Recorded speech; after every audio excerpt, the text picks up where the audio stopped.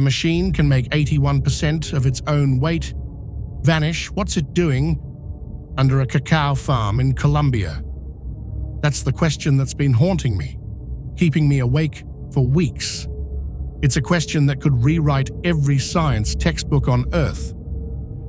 And why does every lab that's touched it swear the circuitry inside shouldn't exist until at least the year 3000?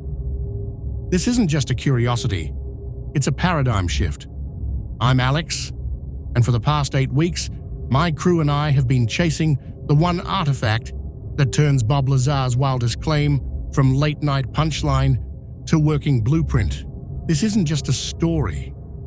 It's a deep dive into the impossible. Grab your water, because this rabbit hole is bottomless. And what we found will challenge everything you thought you knew about our place in the universe. Prepare to have your mind blown. March 3rd, just outside Buga, Colombia. Picture endless sugarcane fields waving like green banners under a relentless sun. Hernando Lopez, a local farmer with calloused hands and a lifetime of coffee drinking, was digging a drainage ditch. His shovel clanged on something that refused to chip, dent, or even scratch. He wiped the dirt away, his brow furrowed in confusion. It was a sphere, mirror smooth, about the size of a beach ball, with no seams, no rust, no discernible markings. He swore it felt like it was purring, a low, almost imperceptible vibration against his palm. By sunset, the mayor was there, snapping phone pics, his face a mixture of awe and bewilderment. By midnight, the Colombian Air Force had the place locked down tighter than a drum, a perimeter of armed guards and floodlights illuminating the field. 48 hours later, the object was in a high-security vault in Medellin, and my phone started melting with anonymous tips. This was no ordinary rock. Before we pry that sphere open, let's rewind. The year is 1989. A man named Bob Lazar steps onto a Las Vegas TV studio soundstage, his demeanor calm, almost detached. He tells the world he's been reverse engineering alien propulsion at a clandestine site called S4, south of Area 51. His star demo, a basketball-sized, seamless reactor, no bolts, no wires, no visible power source. He claimed it could make a 45-ton craft float like it's soap bubble light. He described it weighing roughly 41 kilos, sitting on a small pedestal. Inside, he said, was a triangle of element 115 feeding twin micro-halves that pumped out a stable gravity wave. Physicists scoffed. Element 115, not on the periodic chart. Gravity surfing? Cute, but pure science fiction. Lazar was dismissed as a fantasist, his story relegated to the fringes of UFO lore. Yet his detailed descriptions, though ridiculed, always lingered in the minds of those who dared to wonder. Fast forward to 2025. Element 115, now officially named Moscovium, shows up in 9 synthesized atoms, a fleeting, unstable existence. And then, the Buga orb appears, matching Lazar's sketch down to the millimeter. The uncanny resemblance sent shivers down my spine. Coincidence? Or was Lazar telling the truth all along? It was time to look inside. The Medellin lab, a sterile fortress of cutting-edge equipment, ran the gauntlet. Density, X-ray, thermal, the works. The initial readings were baffling, then outright impossible. The lead technician, a grizzled veteran named Dr. Ramirez, kept shaking his head, muttering about faulty sensors. Density, 5.7 G Sim3, lighter than titanium, yet tougher than tungsten. It defied known material science. X-ray scans revealed a perfect central chip, 18 tiny spheres orbiting it, like planets, and filaments thinner than spider silk, branching out like optic nerves. It was an intricate, organic-looking circuit board. The Geiger counter, flatline, zero radiation, despite its immense power. The thermal camera showed a steady 100-watt glow with no vents, no fins, no heatsink. It was free energy, just sitting there, humming softly. The implications were staggering. A self-contained, clean power source. We slid the raw data to a friend at Google Quantum AI. Their Sycamore 7 chip, one of the most powerful quantum processors on Earth, chewed on it. 50 minutes later, it spat out an answer that made our blood run cold. Those filaments were a photonic neural net, crunching 1.3 quadrillion operations per second. That's 1,000 times faster than the entire human brain. And this thing, according to the data, had been humming since before the pyramids were built. The physicists, initially skeptical, grew itchy with anticipation. It was time to test Lazar's wildest claim: mass reduction. They set the sphere on a precision scale, calibrated to the microgram. A 1.5-ton steel plate, a massive slab of inert metal, was wheeled within 10 centimeters of the orb. The air in the lab was thick with tension. Then, the impossible happened. The scale dropped, not incrementally but dramatically. From 41.3 kilos, it plummeted to 8.1 kilos, an astonishing 81% weight loss. The room gasped, pulled the plate back, and the reading snapped back to 41.3 kilos. They repeated it 100 times, 100 perfect dances of mass manipulation. No known force explains this without tearing up general relativity and using the pages for origami.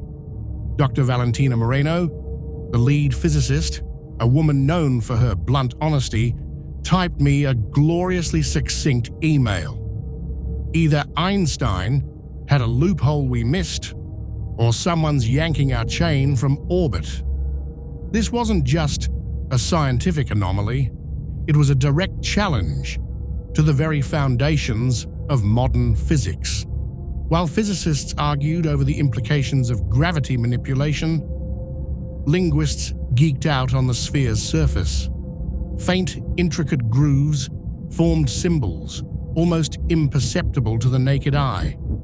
Our AI compared them to 3 vast data sets: ancient Sumerian tablets, the undeciphered Linear A script, and bizarrely, 1950s pulp sci-fi alphabets. The result was 93% match with an invented code from a 1957 comic called Tales of the Star Gods. It seemed almost too cute, too coincidental, but the AI insisted. The stroke order and curvature of the symbols, when analyzed, hid a profound message. From the birth of starseed, through union of mind and light, cycles spiral outward. Each node awakens when consciousness attends. It read like a crystal shop bumper sticker, a new age platitude, until we hooked an EEG to a volunteer meditating 3 meters away. The sphere's low hum, previously constant, dropped a semitone and locked onto her alpha-theta brainwaves.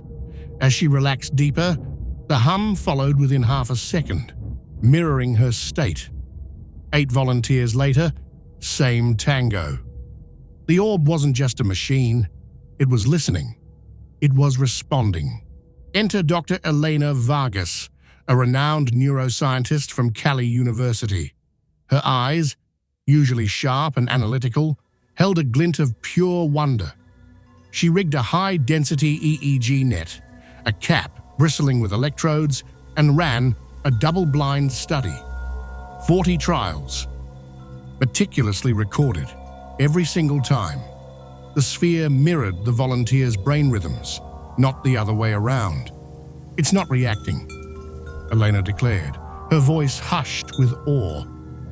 "It's harmonizing, like a tuning fork with a mind." She asked a volunteer to picture a red triangle. The sphere's hum spiked at 4.7 hertz, the exact frequency tied to visual imagery in the occipital cortex. It was reading thoughts, or at least their energetic signatures. This wasn't just advanced technology. It was a living, breathing interface, a bridge between consciousness and matter. The implications were staggering. Could this device be controlled by thought? Could it amplify human consciousness? The line between technology and biology blurred, hinting at a future or a past where machines were extensions of the mind. Our inbox flooded. Reports poured in from around the globe. A Chilean F-16 pilot snapped a photo of a mirror orb pacing his jet over the Pacific. Texas wind farm techs filmed one hovering silently above their turbines, its surface reflecting the spinning blades. Radar in both cases showed the same 81% mass drop, then zip, gone like a bullet, with no bang, no sonic boom, no trace. We overlaid every sighting on a global map. The pattern was undeniable. 97% of these unexplained aerial phenomena landed precisely on the star map, etched inside the Booga sphere. Every hot zone, every historical UFO sighting, every unexplained blip on radar screens, they were all destinations. The orb wasn't just a discovery, it was a key, unlocking a hidden network of activity, a cosmic itinerary. June 12th. The Mexico City ballroom was packed shoulder to shoulder, a sea of journalists, scientists, and government officials. The air crackled with anticipation. Dr. Moreno, her face grim but resolute, stepped up to the podium. She showed X-rays, gravity plots, EEG syncs, irrefutable data. The room went dead quiet. The collective breath held. Then she dropped the mic, her voice clear and unwavering. We are not looking at a human artifact. Journalists erupted. Alien? Breakaway civilization? A simulation hiccup? She waved them off, her plea cutting through the din. Open source, non-profit, global transparency, hashtag Open the Sphere, trended at #1 for 14 hours.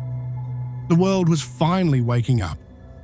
Back in Medellin, we finally dared to crack the last layer. A femtosecond laser, precise beyond imagination, sneaked a micron-thin wafer from the central chip. Under an electron scope, it was unlike anything known to science. Not silicon, not graphene, something in between, carbon, niobium, and a whisper of element 115. Memory and processor fused into one, a single, seamless entity.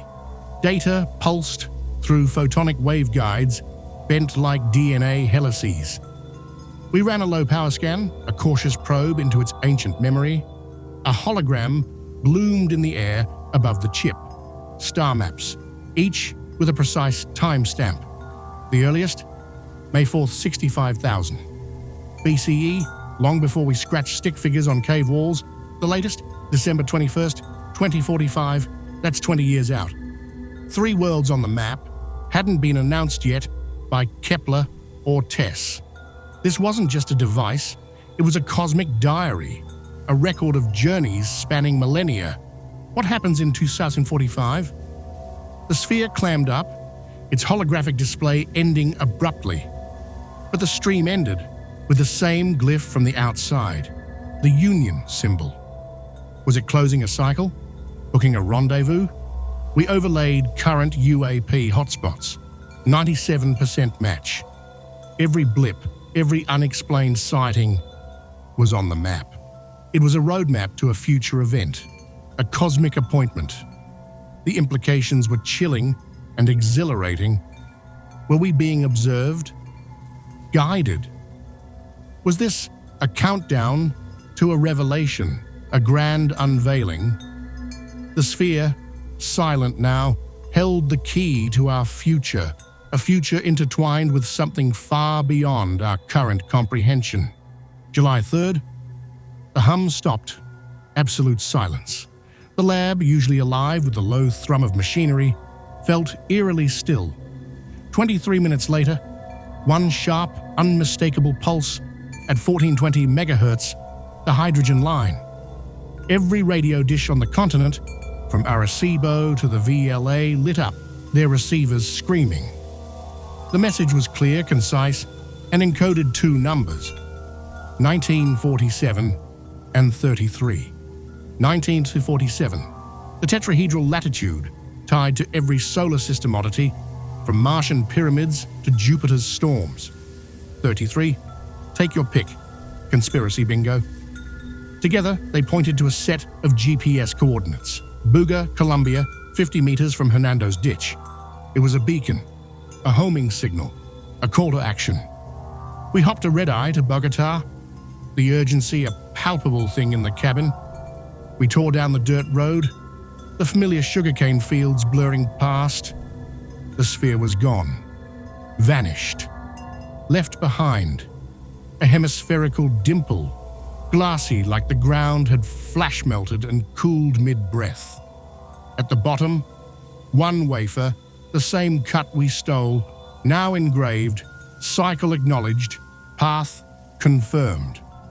Await next to nude. It was a message, a confirmation, a promise. The orb had completed its mission, or perhaps it had simply returned home. The mystery deepened, but the evidence remained. The Colombian military sealed the site, a flurry of activity and hushed whispers.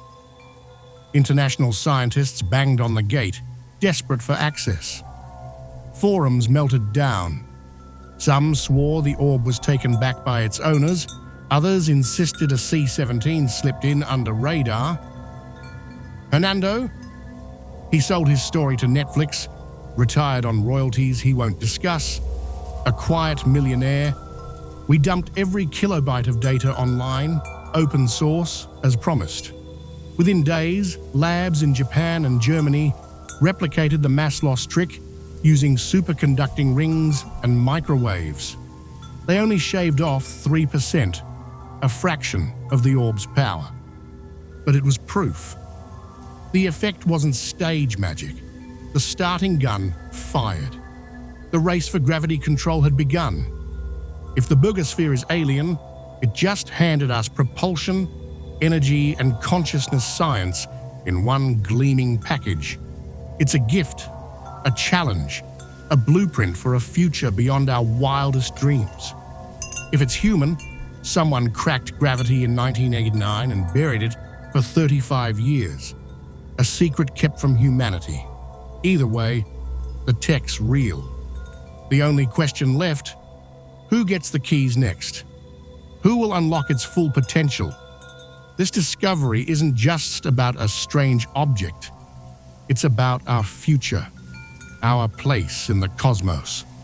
Tonight, somewhere over the Pacific, airline pilots radio about a metallic orb pacing their 747 at Mach 0.8. No exhaust, no wings. Down in Bogota, a kid glues aluminum foil to a soccer ball and dreams about the stars. His imagination ignited by the impossible. So here's my question.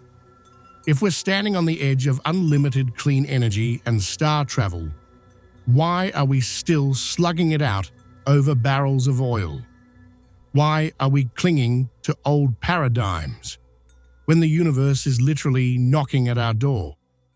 Drop your take below. I read every single one. Your thoughts matter. And if you want to stay on this ride, if you want to be part of this unfolding story, hit subscribe. We're wiring the lab feed to go live 24/7. If another node pops up, if another piece of this cosmic puzzle reveals itself, you'll see it here first. Until then, keep your eyes on the sky. The future is closer than you think.